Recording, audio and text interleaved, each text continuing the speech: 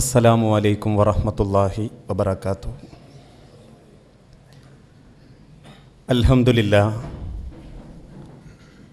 അൽഹംദുലില്ലാഹി റബ്ബിൽ ആലമീൻ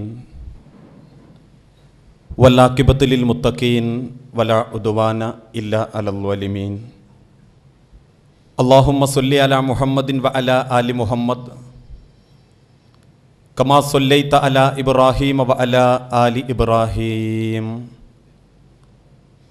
വബാരിക് അലാ മുഹമ്മദിൻ വ അലാ ആലി മുഹമ്മദ് കമാ ബാറക്ത അലാ ഇബ്രാഹീം വ അലാ ആലി ഇബ്രാഹീം ഇന്നക ഹമീദും മജീദ്. അഊദു ബില്ലാഹി മിനശ് ശൈത്വാനിർ റജീം. ബിസ്മില്ലാഹിർ റഹ്മാനിർ റഹീം. ഇന്ന ബത്ശ റബ്ബിക ലശദീദ് ഇന്നഹു ഹുവ യുബ്ദിഉ വ യുഈദ്. സ്നേഹാദരണീയരായ വിശ്വാസിനി സുഹൃത്തുക്കളെ, സഹോദരങ്ങളെ, രക്ഷിതാക്കളെ, സഹപ്രവർത്തകരെ, സർവ്വലോക രക്ഷിതാവായ അള്ളാഹുവിൻ്റെ മുൻപിൽ നമ്മൾ ഓരോരുത്തരും നിസ്സഹായരാണ്, സമന്മാരാണ് എന്ന ബോധത്തോടു കൂടിയായിരിക്കണം ജീവിതത്തിൻ്റെ ബാക്കിയുള്ള ദിനരാത്രങ്ങളെ നാം ജീവിച്ചു തീർക്കേണ്ടതും ഈ ലോകത്ത് നിന്ന് മരണപ്പെട്ടു പോകേണ്ടതും. ഒരുങ്ങുക നാളേക്കു വേണ്ടി എന്ന ഒരു വിഷയത്തിൽ നിന്നാണ് പരിമിതമായ സമയത്തിനുള്ളിൽ ഏതാനും ചില കാര്യങ്ങൾ സൂചിപ്പിക്കാൻ ഉദ്ദേശിക്കുന്നത്. എൻ്റെ മുൻപിലിരിക്കുന്ന ഈ സദസ്സിൽപ്പെട്ട പലരെയും ഒരു ദിവസം മുൻപ് കണ്ടവരുണ്ട്, 2-3 ആഴ്ചകൾക്ക് മുൻപേ കണ്ടവരുണ്ട്, 4-5 മാസങ്ങൾക്ക് മുൻപേ കണ്ടവരുണ്ട്. അങ്ങനെ പലരും ഓർമ്മിക്കപ്പെടുന്ന മുഖങ്ങളായിട്ടാണ് എൻ്റെ മുൻപിലുള്ളത്. വീണ്ടും ഒരിക്കൽ കൂടി പരസ്പരം കാണാനും ഈ ആദർശബന്ധം പുതുക്കാനും അനുഗ്രഹം നൽകിയ അള്ളാഹുവിനെ ആദ്യമേ സ്തുതിക്കുകയാണ്. അൽഹംദുലില്ലാ. ഇനി എൻ്റെ മുൻപിലിരിക്കുന്ന നമ്മൾ ഓരോരുത്തരും എന്ന് കാണും എന്ന് ചോദിച്ചാൽ നാളെ ഞാൻ കാണും എന്ന് ഉറപ്പിച്ച് പറയാൻ മാത്രം ഗ്യാരണ്ടിയില്ലാത്തവരാണ് നമ്മൾ ഓരോരുത്തരും. അതുകൊണ്ടാണല്ലോ ഏതാനും ചില മാസങ്ങൾക്ക് മുൻപ് ഇതേ വേദിയിൽ നിന്നൊരു പ്രഭാഷണം കേട്ട് ഒരുപാട് പ്രതീക്ഷയും സ്വപ്നങ്ങളുമായി തിരിച്ച് വീട്ടിലേക്ക് പുറപ്പെട്ട ഒരു സഹോദരി തൊട്ടടുത്ത നിമിഷം തന്നെ നമ്മളോട് വിട പറഞ്ഞിട്ടുണ്ടെങ്കിൽ അത്രമാത്രം ഗ്യാരണ്ടിയില്ലാത്ത, നാളെ നേരം പുലർത്താൻ എനിക്ക് അവകാശമുണ്ട് എന്ന് ഉറപ്പിച്ച് പറയാൻ സാധിക്കാത്ത അത്ര ബലഹീനരാണ് നമ്മൾ ഓരോരുത്തരും. ആർക്കൊക്കെ ഇഷ്ടമില്ലെങ്കിലും ആരൊക്കെ വെറുത്തിട്ടുണ്ടെങ്കിലും ഓരോരുത്തരുടെ ജീവിതത്തിലും അവസരം നോക്കാതെ, സന്ദർഭം നോക്കാതെ കടന്നു വരികയും ചില സാഹിത്യകാരന്മാരുടെ ഭാഷയിൽ പറഞ്ഞാൽ രംഗബോധമില്ലാത്ത കോമാളിയെപ്പോലെ കുടുംബങ്ങളെ കണ്ണുനീരിലായി തിരിച്ചു പോകുകയും ചെയ്യുന്ന ഒരു പ്രതിഭാസമാണ് മരണം. അതുകൊണ്ടാണല്ലോ മുൻഗാമികളായ പല ആളുകളും വ്യാഖ്യാനിച്ചിട്ടും പാടിയിട്ടും മതിവരാതായി പോയത്. വലുത്തുക ഉമ്മുക യബ്ന ആദമ ബാക്കിയാ വന്നാസു ഹൗലക യൽഹഖൂന സുറൂറാ. വലത്തുക ഉമ്മുക യബ്ന ആദം, ആദമിന്റെ മക്കളെ, നിങ്ങളെ നിങ്ങളുടെ ഉമ്മ പ്രസവിച്ചിട്ടുള്ളത് ബാക്കിയ, കരയുന്നവനായിട്ടാണ്. ഒന്നുമറിയാത്തൊരവസ്ഥയിൽ നിന്ന് ദുനിയാവിന്റെ സുഖങ്ങളിലേക്കും സന്തോഷത്തിലേക്കും കാരുണ്യത്തിന്റെ ചിറകുകൾക്കുള്ളിലേക്കും രക്ഷാകർത്തൃത്വത്തിന്റെ സംരക്ഷണതയിലേക്കും പിറന്നു വീണ ആദമിന്റെ മക്കളെ, ആ സമയത്ത് നിങ്ങൾ കരഞ്ഞവരായിരുന്നു. വന്നാസ് ഹൗലക യൽഹഖൂന സുറൂറാ. അങ്ങനെ കരയുന്ന നിങ്ങളുടെ നുണക്കുഴികൾ നോക്കി സന്തോഷത്തോടെ പൊട്ടിച്ചിരിക്കുന്ന ആളുകൾക്ക് നടുവിലേക്കാണ് ആദമിന്റെ മക്കളെ നിങ്ങൾ ജനിച്ചു വീണിട്ടുള്ളത്. എങ്കിൽ മൗതുക യബ്ന ആദമ ഹാസിന, എങ്കിൽ ആദമിന്റെ മക്കളെ, ചുറ്റുഭാഗം കൂടി നിൽക്കുന്ന ആളുകൾ എന്തൊക്കെയോ ആലോചിച്ചിട്ടോ എന്തൊക്കെയോ മനസ്സിൽ ചിന്തിച്ചിട്ടോ നെടുവീർപ്പിട്ടുകൊണ്ടിരിക്കുന്ന, തടഞ്ഞിട്ടും തടയാൻ പറ്റാതെ ഒഴുകിക്കൊണ്ടിരിക്കുന്ന കണ്ണുനീരുകൾ വലം കൈകൊണ്ടും ഇടം കൈകൊണ്ടും കണ്ണിന്റെ പോളകളിൽ നിന്ന് തുടച്ചു നീക്കുന്നവർക്ക് നടുവിൽ ദുനിയാവിൽ സമ്പാദിച്ച സമ്പത്തുകളും നേടിയെടുത്ത പ്രശസ്തിയും കരസ്ഥമാക്കിയ ആഢ്യത്വവും പവറും വാങ്ങിൻ കൂട്ടിയ തെങ്ങിൻ തോപ്പുകളും ബിൽഡിങ്ങുകളും കൊട്ടാര സദൃശമായ മണിമാളികകളും എന്തൊക്കെയുണ്ടോ അതെല്ലാം ഉപേക്ഷിച്ച് പാമരനെ പോലെ 3 വെള്ളപ്പുടവയിൽ പൊതിയപ്പെട്ട് ഒന്ന് സമ്മതം പോലും ചോദിക്കാൻ പറ്റാതെ അവർക്ക് നടുവിൽ തിരിച്ചു പോകേണ്ട ആളുകളാണ് നമ്മൾ ഓരോരുത്തരും. ഓരോരുത്തരുടെ ജീവിതത്തിലും ആ കാര്യം സംഭവിച്ചുകൊണ്ടിരിക്കുന്നതും നമ്മൾ കണ്ടു. വിശുദ്ധ ഖുർആനിലൂടെ അല്ലാഹു തആല ഓർമ്മപ്പെടുത്തിയ കാര്യം, കുൽ പ്രവാചകരെ പറയുക, ഇന്നൽ മൗത്തല്ലദീ തഫിറൂന മിൻഹു ഫഇന്നഹു മുലാഖീകും. എത്രമാത്രം അവർ ഓടിയൊളിക്കാൻ ശ്രമിക്കുന്ന മരണമാണെങ്കിലും, എന്തേ അല്ലാഹ് അങ്ങനെ പറയാനുള്ള കാരണം? അത്ര ഭയപ്പാടുണ്ട് മരിക്കാൻ നമ്മൾ ഓരോരുത്തർക്കും. നേരം വെളുത്ത് എഴുന്നേറ്റ് ശ്വാസമൊന്ന് ആഞ്ഞുവിടുമ്പോ വാരിയലിന്റെ ഉള്ളിൽ നിന്നും കുത്തിപ്പറയ്ക്കുന്ന വേദന മരുന്നിന് ശമിപ്പിക്കാൻ പറ്റാത്ത ക്യാൻസർ ആണെന്ന് ചിന്തിച്ച് ജീവിതത്തിലേക്ക് ഏതെങ്കിലും ഒരു ഡോക്ടറെ കാണുന്ന സമയം വരെ പകുതി ചത്തവരാ ഞാനും നിങ്ങളും. അത്ര ഭയപ്പെടുന്നുണ്ട് മരണത്തെ നമ്മൾ ഓരോരുത്തരും.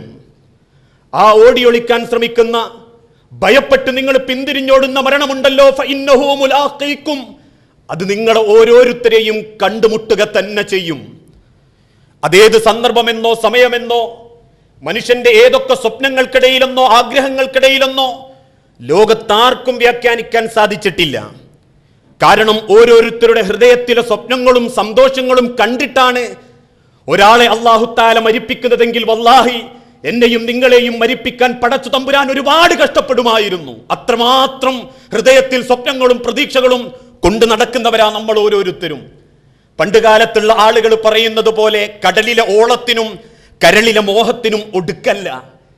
ജീവിതത്തിന്റെ ചെറുപ്പ കാലഘട്ടത്തിൽ ഒരു ലക്ഷ്യം, മുതിർന്നവനാകണം, ഒരു ജോലി സമ്പാദിക്കണം, ജോലി അത്യാവശ്യം തരക്കേടില്ലാതെ എത്തിക്കഴിഞ്ഞാൽ കല്യാണം കഴിക്കണം, കല്യാണം കഴിച്ചാൽ പിന്നീട് പ്രാർത്ഥന, എന്റെ റബ്ബേ മക്കളൊക്കെ ഒരു നിലക്കെത്തിയിട്ട് ഇന്നെ മരിപ്പിക്കാവുന്ന. അല്ലേ എന്റെ മുൻപിലിരിക്കുന്ന ഇത്രയും രക്ഷിതാക്കള് ഓരോ ഭക്തിനും തന്റെ നാഥന്റെ മുൻപിൽ നെഞ്ചുരുകി പറയാറുണ്ട്, നാഥ എന്റെ മക്കളൊക്കെ ഒരു നിലക്കെത്തിയിട്ട് ഇന്നെ മരിപ്പിക്കാവൂട്ടോ. കാരണം കണ്ടവന്റെ അടുക്കളയിലൂടെ തെണ്ടിത്തിരിഞ്ഞ് തിന്നേണ്ടി വരുന്ന ഉമ്മയുടെയും വാപ്പയുടെയും സ്നേഹമറിയാത്ത യത്തീമക്കളെ കാണുമ്പോ പൊന്നുറബ്ബേ എന്നെ അങ്ങനെ ആക്കരുതേ എന്റെ മക്കളെ എന്ന് തേടുന്നവരാ നമ്മൾ ഓരോരുത്തരും. അതിനുശേഷം പെണ്ണുകെട്ടി വിവാഹം കഴിച്ചു, കല്യാണമായി, അതിനുശേഷം മക്കൾക്ക് വേണ്ടി പ്രാർത്ഥിച്ചു. പിന്നെ കാലം കഴിയുമ്പോ ഒരു പ്രതീക്ഷ, മക്കളൊക്കെ ഒരു നിലക്കെത്തിയിട്ട് മരിപ്പിച്ചാ മതി, ആ മക്കളെ കല്യാണം കൂടിയിട്ട് മരിച്ചാ മതിയായിരുന്നു. മക്കളെ കല്യാണം കഴിയുമ്പോഴേക്കും ചിന്തിക്കും, മക്കൾക്കൊരു മക്കള് ഒരു വല്യപ്പയായിട്ട് മരിച്ചാ മതിയായിരുന്നു. അങ്ങനെ അങ്ങനെ ജീവിതത്തിന്റെ ഓരോ സ്വപ്നങ്ങളും ഒടുക്കമില്ലാതെ പോയിക്കൊണ്ടിരിക്കുകയാണ്.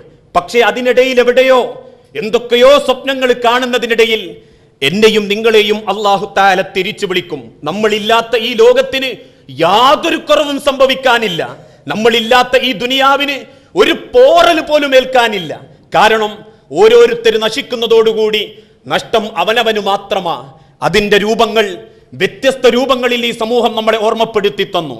ഏതാനും ചില ദിവസങ്ങൾക്ക് മുൻപ് ഇങ്ങനെയും മരണമോ റബ്ബേ എന്ന് ചോദിക്കുന്ന മരണം നമ്മൾ കൺമുൻപിൽ കാണുകയുണ്ടായി. കോഴിക്കോട് ജില്ലയിൽ തന്നെ ബാലുശ്ശേരിക്കടുത്തുള്ള പ്രദേശത്ത് തന്റെ മൂത്ത മകൾ കല്യാണം കഴിഞ്ഞ് 22 വർഷം ഭർത്താവിന്റെ വീട്ടിൽ കാത്തിരുന്നു. ആ പെൺകുട്ടി ഒന്ന് മാറി താമസിക്കാൻ സാമ്പത്തിക പരാധീനകൾക്കിടയിലും ആരൊക്കെയോ സഹായിച്ച് വീടൊന്ന് മാറിക്കൂടാൻ തീരുമാനിച്ചു. ചെറിയ ഒരു 3 സെന്റിലേക്ക് വെറും 600 സ്ക്വയർ ഫീറ്റ് ഉള്ള ഒരു വീടുണ്ടാക്കി ആ വീടിലേക്ക് ഒരു ദിവസം നിശ്ചയിച്ചു, അന്നതിലേക്ക് കയറിക്കൂടാം. കയറിക്കൂടുന്നതിൻ്റെ 3 ദിവസങ്ങൾക്ക് മുൻപ് സ്വന്തം പെൺകുട്ടിക്ക് കയറിക്കൂടുമ്പോൾ എന്തെങ്കിലും ഒന്ന് കൊടുക്കണല്ലോ എന്ന് തീരുമാനിച്ച മാതാപിതാക്കള് 2 പേരും കൂടി ഉള്ളിയേരി അങ്ങാടിയിലേക്ക് ഇറങ്ങി. ഫർണിച്ചറുകൾ നോക്കുന്നതിൻ്റെ മുൻപ് അവരൊരു തീരുമാനമെടുത്തിരുന്നു. അതുവരെ ആ ഉമ്മയുടെ കൈകളിലും കാലുകളിലും ചെവികളിലുമുള്ള സ്വർണ്ണാഭരണങ്ങൾ വിറ്റിട്ടായിരിക്കണം അതിനുള്ള വകുപ്പ് കണ്ടെത്തേണ്ടത്. ഒരു ജ്വല്ലറിയിൽ കയറി അവരുടെ സ്വർണ്ണാഭരണങ്ങൾ വിറ്റു. കിട്ടിയ പണവുമായി അതുകൊണ്ട് ഒക്കുന്ന ഒന്ന് വാങ്ങി മകൾക്ക് വീട്ടുകൂടും നന്ന് കൊടുക്കാം. വാപ്പയിമ്മ എന്ത് തന്നു എന്ന് ചോദിക്കുമ്പോ മകളൊന്ന് സങ്കടപ്പെടാൻ പാടില്ലല്ലോ എന്ന് കരുതി ഞെങ്ങി ഞെരുങ്ങി ജീവിക്കുന്ന വൃദ്ധ മാതാപിതാക്കള് സാധനം വാങ്ങാനുള്ള പ്രതീക്ഷയോടെ റോഡിന്റെ അരികിലൂടെ നടക്കുമ്പോ ആർക്കോ എന്തിനോ ലക്ഷ്യം തെറ്റിച്ചോ വന്ന ഒരു വാഹനം 2 പേർക്ക് മേലേക്കും ഇടിച്ചു കയറിയപ്പോ അതേ സ്പോട്ടിൽ തലയോട്ടിന്റെ ഉൾഭാഗങ്ങളിലുള്ള തലച്ചോറ് പോലും പുറത്തേക്ക് തെറിച്ച് പാവപ്പെട്ട ആ മാതാവ് പെടഞ്ഞു മരിച്ചപ്പോ അതിനുശേഷം ഇന്നേക്ക് 24 ദിവസം കഴിഞ്ഞിട്ടും കോഴിക്കോട് മെഡിക്കൽ കോളേജിൽ എന്റെ ഭാര്യ മരിച്ചിട്ടുണ്ട് എന്ന് തിരിച്ചറിയാൻ പറ്റാതെ കിടക്കുന്ന ഒരു മനുഷ്യന്റെ ശരീരവും കൺമുൻപിൽ ചോദ്യചിഹ്നങ്ങളായി നിൽക്കുമ്പോ ഇങ്ങനെയും മരണമോ റബ്ബേ? അല്ലെങ്കിൽ പലരും പറഞ്ഞിട്ടുണ്ട് പോലും, ഒന്റെ റബ്ബേ, ആ പെണ്ണിന്റെ വീട്ടിൽ കൂടിയിട്ട് മരിപ്പിച്ചാ പോരായിരുന്നോ എന്ന് ചോദിക്കുമാറ് എന്നെയും നിങ്ങളെയും അല്ലാഹു തആല തിരിച്ചു കൊണ്ടുപോകും. അതേപോലെ തന്നെ തന്റെ കല്യാണത്തിന്റെ 14ാമത്തെ ദിവസം വിദേശത്തേക്ക് ജോലിക്ക് പോകേണ്ടി വന്ന അബ്ദുഷുക്കൂർ 2 വർഷം മണലാരണ്യത്തിൽ ചോര നീരാക്കി അധ്വാനിച്ച് തന്റെ മകനെ കാണാനുള്ള പൂതിയും വെച്ച് ഒരുപാട് കളിപ്പാട്ടങ്ങൾ വാങ്ങി കരിപ്പൂരി വിമാനം ഇറങ്ങി 4 ചക്രവാഹനത്തിൽ കുടുംബം ലക്ഷ്യമാക്കി സന്തോഷത്തോടെ പുറപ്പെടുമ്പോ അങ്ങ് കുഞ്ഞിപ്പള്ളിക്കടുത്ത് വെച്ച് ഒരു നിസ്സാരമായ അപകടത്തിന്റെ പേരിൽ മരിച്ച അബ്ദുഷുക്കൂറിന്റെ മയ്യത്തുമായി വീട്ടിലേക്ക് കയറി ചെല്ലുന്ന സമയത്ത് ഏതോ ഒരാളുടെ തോളിൽ കിടന്ന് ഒന്നുമറിയാതെ പുഞ്ചിരിക്കുന്ന 2 വയസ്സുകാരന്റെ ചിരി കണ്ടപ്പോ പലരും കണ്ണുനീര് തുടച്ചിട്ട് ചോദിച്ചിട്ടുണ്ട് പോലും, എന്റെ പൊന്നു റബ്ബേ, ആ കുഞ്ഞന്റെ മുഖം കാണിച്ചിട്ട് മരിപ്പിച്ചാ പോരായിരുന്നോ എന്ന് ചോദിക്കുമാറ് മനുഷ്യരെ എന്നെയും നിങ്ങളെയും മരണം എവിടെയോ കാത്തിരിക്കുന്നുണ്ട്. ഹൃദയത്തിന്റെ അല്ലെങ്കിൽ ചെരുപ്പിന്റെ വാറിനോളം അടുത്ത്, ഹൃദയത്തിന്റെ കണ്ടനാടിയോളം അടുത്ത്, അല്ലെങ്കിൽ ചീറിപ്പാഞ്ഞു വരുന്ന വാഹനാപകടത്തിന്റെ രൂപത്തിലോ വിഷപ്പാമ്പിന്റെ രൂപത്തിലോ വൈദ്യുതിയുടെ രൂപത്തിലോ ആർക്കും ഒരു സെക്കൻഡ് പോലും അല്ലാഹു നീട്ടിക്കൊടുക്കാതെ വലൻ യുഅഖിറല്ലാഹു നഫ്സൻ ഇദാ ജാഅ അജലുഹാ എന്ന് വിശദീകരിക്കപ്പെട്ട ആ മരണം ഇതാ മനുഷ്യരെ എന്റെയും നിങ്ങളുടെയും കൺമുൻപിലുണ്ട്. ഓരോ സെക്കൻഡിലായി, ഓരോ നിമിഷങ്ങളിലായി. തലേന്ന് രാത്രി മക്കളുടെ കയ്യിൽ നിന്നും വാങ്ങിക്കുടിച്ച ഗുളികയും കുടിച്ച് നീണ്ടു നവർന്നു കിടന്ന വാപ്പായെ പിറ്റേന്ന് നേരം വെളുത്ത് തട്ടി വിളിക്കുമ്പോ എഴുന്നേൽക്കാത്ത വാപ്പാന്റെ മയ്യത്ത് കണ്ട് വാവിട്ട് കരയുന്ന മക്കളുടെ കഥകൾ വരെ ഈ സമൂഹത്തിൽ നമ്മൾ കാണുന്നുണ്ടെങ്കിൽ അത്രയുള്ളൂ ഈ മനുഷ്യന്റെ ആയുസ്. അതുകൊണ്ടാ ഒരിക്കൽ മഹാനായ അബൂ ഹുറൈറ റളിയല്ലാഹു അൻഹു മരണത്തോട് അടുക്കുന്ന സമയത്ത് അദ്ദേഹം പൊട്ടിക്കരയാൻ തുടങ്ങി. കണ്ടു നിൽക്കുന്ന ആളുകളൊക്കെ ചോദിച്ചു, അബൂ ഹുറൈറ, എന്തിനാ നിങ്ങൾ കരയുന്നത്? റസൂലുള്ളാന്റെ കൂടെ ഇത്രയും കാലം ജീവിച്ചിട്ടും മരിക്കാൻ അത്ര പേടിയാണോ അബൂ ഹുറൈറ നിങ്ങൾക്ക്? കേട്ട മാത്രയിൽ തിരിച്ച് അബൂ ഹുറൈറയുടെ മറുപടി, മരണത്തെ ഞാൻ പേടിക്കാനോ? ഒരു വിശ്വാസി മരണത്തെ ആഗ്രഹിക്കുകയേ ഉള്ളൂ, ഇഷ്ടപ്പെടുകയേ ഉള്ളൂ. പിന്നെന്തിനാ അബൂ ഹുറൈറ താങ്കൾ കരയാനുള്ള കാരണം? വീട്ടിന്റെ ചാരി വെക്കപ്പെട്ട ഈത്തപ്പന വാതിലിലേക്ക് ചൂണ്ടി, അഥവാ ഈത്തപ്പന ഓലയിലേക്ക് ചൂണ്ടി വിതുമ്പി കരഞ്ഞുകൊണ്ട് അബൂ ഹുറൈറ പറഞ്ഞ വാക്യം, അസ്സഫറു തുവീലുൻ, ഞാനിതാ ഒരു യാത്രക്കിറങ്ങുകയാണ്. ഒരിക്കലും അവസാനിക്കാത്ത, ഒരറ്റമില്ലാത്തൊരു ലോകത്തേക്കുള്ള യാത്ര. ഈ ദുനിയാവിൽ എനിക്കും നിങ്ങൾക്കും നിശ്ചയിക്കപ്പെട്ടൊരു പരിധിയുണ്ട്. ഒന്നുകിൽ 40 വയസ്സ്, അല്ലെങ്കിൽ 60 വയസ്സ്, അല്ലെങ്കിൽ 70, 80, 90, 100 വയസ്സ്. 60 വരെ നിശ്ചയിക്കപ്പെട്ടു. പിന്നെ നീട്ടിക്കിട്ടുന്നതൊക്കെ അല്ലാഹുവിന്റെ അനുഗ്രഹം. അതിനിടയിൽ ഏതോ ഒരു സമയത്ത് ഈ ദുനിയാവിൽ നിന്ന് തിരിച്ചു പോകേണ്ടവരാ നമ്മൾക്ക് പരിധി നിശ്ചയിക്കപ്പെട്ടിട്ടുണ്ടെങ്കിൽ മരണത്തിന്റെ സെക്കൻഡ് മുതൽ പിന്നെ നമുക്ക് പരിധിയില്ല, അല്ലെങ്കിൽ ഏതെങ്കിലും രൂപത്തിലുള്ള ഒരു അളവുകളില്ല, ഏതെങ്കിലും കോലത്തിലുള്ള സമയം നിശ്ചയിക്കപ്പെടലില്ല. മറിച്ച് പിന്നീടാണ് പാരത്രിക ലോകത്തേക്കുള്ള ജീവിതത്തിന്റെ തുടക്കം. ആ തുടക്കമായ യാത്രക്ക് ഞാൻ ഒരുങ്ങിക്കൊണ്ടിരിക്കുകയാണ്. പക്ഷേ എൻ്റെ ജീവിതത്തിലേക്ക് ആ യാത്ര സുഖകരമാകണമെങ്കിൽ അമലുകൾ വേണം, സൽക്കർമ്മങ്ങൾ എന്ന ഭക്ഷണം വേണം. വസ്സാദു കലീലുൻ, എൻ്റെ കയ്യിൽ ഭക്ഷണം കുറവാ. ഇനി സമ്പാദിക്കാനും അധ്വാനിച്ച് കണ്ടെത്താനും സമയമുണ്ടോ? വൽ മൗത്തു കരീബുൻ, മരണമിതാ എൻ്റെ തൊണ്ടയിലെത്തിയിട്ടുണ്ട്, മരണമിതാ എൻ്റെ വീട്ടിന്റെ വാതിൽക്കലെത്തിയിട്ടുണ്ട്. അങ്ങനെയുള്ള അല്പസ്വല്പം നന്മകളുമായി അള്ളാഹുവിനെ കണ്ടുമുട്ടേണ്ടതിനെ പറ്റി ആലോചിക്കുമ്പോൾ എനിക്ക് സങ്കടം സഹിക്കാൻ പറ്റുന്നില്ല എന്ന് അബൂ ഹുറൈറ റളിയല്ലാഹു അൻഹു സങ്കടത്തോടെ പറയുമ്പോൾ ഒരുപാട് ചിന്തിക്കാനുണ്ട് മുസ്ലിമീങ്ങളെ. ഈ ദുനിയാവിലെ 10 60 കൊല്ലം പരസ്പരം മത്സരിച്ചും പക പ്രകടിപ്പിച്ചും കടിച്ചു കീറിയും അലോഗ്യത്തിലായും സമ്പാദിച്ചും തറവാട് മഹിമയുടെ പേര് പറഞ്ഞ ആഢ്യത്വത്തിന്റെ അളവുകോല് നോക്കി പരസ്പരം പൊങ്ങച്ചം കടിച്ചും ജീവിച്ച് തീർക്കുന്നതിനിടയിൽ അല്പം നന്മ നമ്മളെ ജീവിതത്തിൽ ബാക്കി വെക്കാൻ, പാരത്രിക ലോകത്തേക്കൊരു നേട്ടമായി കരുതാൻ നമ്മളെ കൊണ്ട് സാധിച്ചിട്ടില്ലെങ്കിൽ ഒരു ഒരുങ്ങൽ തന്നെ മരണത്തിന്റെ മുൻപ് നമ്മൾ ഓരോരുത്തരും നടത്തേണ്ടതുണ്ട്. അതുകൊണ്ട് ആ ചില മരണങ്ങൾ കാണുമ്പോൾ രണ്ട് രൂപത്തിൽ നമ്മൾ അതിനെ വ്യാഖ്യാനിക്കാറുണ്ട്. അല്ലേ, ആളുകളെ ബുദ്ധിമുട്ടിക്കാതെ പെട്ടെന്നൊരു മരണം, അല്ലെങ്കിൽ ഇന്നലെ രാത്രി നമ്മൾ കണ്ടൊരു വ്യക്തി രാവിലെ ഫോൺ വരുന്നു, ഇന്ന ആള് മരിച്ചിട്ടുണ്ട് പോലും. കേൾക്കേണ്ട താമസം നമ്മൾ പറയും, നല്ല മരണം, മരിക്കുകയാണെങ്കിൽ അങ്ങനെ മരിക്കണം, ആരെയും ബേജാറാക്കിയിട്ടില്ല, കുറെ ഹോസ്പിറ്റലിൽ കിടന്നിട്ടില്ല, എന്ത് നല്ല മരണ, അങ്ങനെയൊക്കെ മരിച്ചാൽ മതിയായിരുന്നു. മറ്റത് കഷ്ടപ്പെടുത്തി 3-4 മാസം ഹോസ്പിറ്റലിൽ കിടന്ന് 2-3 ആൻജിയോപ്ലാസ്റ്റ് ചെയ്ത് പിന്നീട് കുറെ ലക്ഷങ്ങൾ പൊടിച്ച് കുടുംബത്തിനെ ബുദ്ധിമുട്ടിച്ച് മക്കളെ കിടക്കാരാക്കി അങ്ങനെ കിടത്തി മരിപ്പിക്കുന്നതിനെ കാണുമ്പോൾ നമ്മൾ കേൾക്കുമ്പോഴേ പറയും, മരിച്ചത് നന്നായി, കുറെ കഷ്ടപ്പെട്ടിട്ടുണ്ട്, ഒരുപാട് സങ്കടപ്പെട്ടിട്ടാ മരിച്ച്. ആദ്യം മരിച്ചവൻ ഭാഗ്യവാൻ, കഷ്ടപ്പെട്ട് മരിച്ചവൻ നിർഭാഗ്യവാൻ എന്ന് നമ്മൾ വിലയിരുത്താറുണ്ട്. പക്ഷെ ഒരാളുടെ മരണം അതെങ്ങനെയായിക്കൊള്ളട്ടെ, അവരുടെ മരണത്തിന്റെ രൂപമോ കഷ്ടപ്പാടുകളോ അല്ല നല്ല മരണത്തിന്റെ ലക്ഷണം. മറിച്ചൊരു യഥാർത്ഥ ഭാഗ്യശാലി, ഏറ്റവും നല്ല ഹൈറാക്കപ്പെട്ടവൻ വിശുദ്ധ ഖുർആനിലൂടെ അതാരാണ് എന്ന് അല്ലാഹു തആല ഓർമ്മപ്പെടുത്തുകയും ചെയ്തു. കുല്ലു നഫ്സിൻ ദാഇഖത്തുൽ മൗത്ത്, ഓരോ ആത്മാവും മരണത്തെ രുചിക്കുക തന്നെ ചെയ്യും. വളർന്നുകൊണ്ടിരിക്കുന്ന തെങ്ങിന് ഒരു പരിധി എത്തിക്കഴിഞ്ഞാൽ അതിന് കായകൾ ഉണ്ടാവാറില്ല. പിന്നീട് അതിന്റെ 4 ഭാഗത്തേക്കും പടർന്നു പന്തലിച്ച ശിഖരങ്ങൾ ഓരോന്നും, ഓലകൾ ഓരോന്നും ഒളുങ്ങിച്ചൊളുങ്ങി അങ്ങേയറ്റം നുരുമ്പിപ്പോയി നിലത്തേക്ക് വീഴുമ്പോൾ അവസാനം ഒരു തടിയായി, പിന്നീട് അത് പൂതലിച്ച് മറഞ്ഞു വീണ് മണ്ണോട് ചേർന്ന് പോകുന്ന ഒരു വൃക്ഷത്തെ പോലെ കുല്ലു നഫ്സിൻ ദാഇഖത്തുൽ മൗത്ത്, നമ്മൾ ഓരോരുത്തരും ഈ ദുനിയാവെന്ന് തിരിച്ചു പോകേണ്ടവരാ. വഇന്നമാ തുവഫൗന ഉജൂറഹും യൗമൽ ഖിയാമ, പിന്നീട് ചെയ്യുന്ന പ്രതിഫലം കണക്ക് നോക്കി അല്ലാഹു തആല പ്രതിഫലം നൽകുന്നത് നാളത്തെ പാരത്രിക ലോകത്താ. ആ പാരത്രിക ലോകത്ത് ഫമൻ സുഹസിയ അനിൻ നാരി വഉദ്ഖിലിൽ ജന്ന, നരകത്തിൽ നിന്ന് പേര് തിരുത്തപ്പെടുകയും സ്വർഗത്തിന്റെ അവകാശികളുടെ കൂട്ടത്തിൽ ഉൾപ്പെടുത്തപ്പെടുകയും ചെയ്യുന്നവൻ ആരാണോ ഫഖദ് ഫാസ, അവനാണ് ഭാഗ്യവാൻ, അവനാണ് ഭാഗ്യവാൻ. ഈ ദുനിയാവിൽ അവന് പണം കുറവായിരിക്കാം, ഈ ദുനിയാവിൽ അവന് സ്റ്റാറ്റസ് കുറവായിരിക്കാം, ഈ ദുനിയാവിൽ അവന് സ്ഥാനങ്ങളും തറവാട് മഹിമയും ഏതെങ്കിലും രൂപത്തിലുള്ള ദുനിയാവിന്റെ സുന്ദരതയും സൗകര്യങ്ങളും കുറവായിരിക്കാം. പക്ഷേ നാഥന്റെ കണ്ണിൽ ഒരു വിജയി, പെട്ടെന്ന് മരിച്ചവൻ, കഷ്ടപ്പെടുത്തി മരിച്ചവൻ, സാമ്പത്തിക ഭദ്രതയോടെ മരിച്ചവൻ, മക്കളെ ഓരോ നിലക്കാക്കി മരിച്ചവൻ, സമ്പാദിക്കാനുള്ളതൊക്കെ സമ്പാദിച്ചവൻ, നാട്ടിൽ ഒരുപാട് അല്ലാന്റെ ദുനിയാവ് വാങ്ങിക്കൂട്ടിയവൻ, അവരല്ല ഭാഗ്യവാന്മാർ.